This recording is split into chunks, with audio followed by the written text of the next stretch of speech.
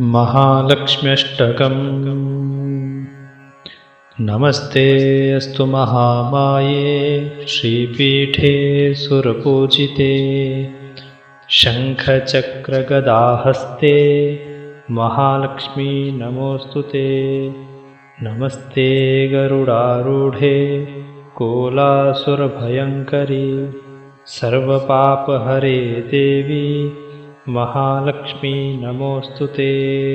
सर्वज्ञे सर्ववरदे सर्वदुष्टभयङ्करी सर्वदुःखहरे देवी महालक्ष्मी नमोऽस्तुते।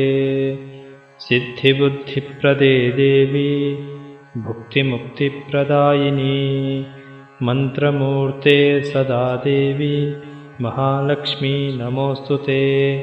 आद्यन्तरहिते देवी आद्यशक्ति महेश्वरी योगजे योगसम्भूते महालक्ष्मी नमोऽस्तुते।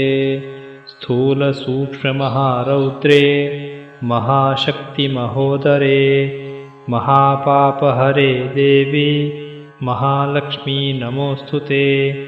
पद्मासनस्थिते देवी परब्रह्मस्वरूपिणी परमेशी जगन्मातर्महालक्ष्मी नमोऽस्तुते।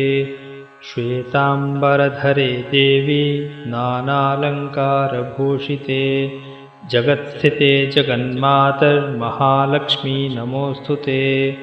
महालक्ष्म्यष्टकं स्तोत्रं यः पठेद्भक्तिमान् नरः सर्वसिद्धिमवाप्नोति राज्यं प्राप्नोति सर्वदा। एककाले पठेन्नित्यं महापापविनाशनं द्विकालं यः पठेन्नित्यं धनधान्यसमन्वितः त्रिकालं यः पठेन्नित्यं महाशत्रुविनाशनं महालक्ष्मीर्भवेन्नित्यं प्रसन्ना वरदा शुभा। इति इन्द्रकृतं महालक्ष्म्यष्टकं सम्पूर्णम्।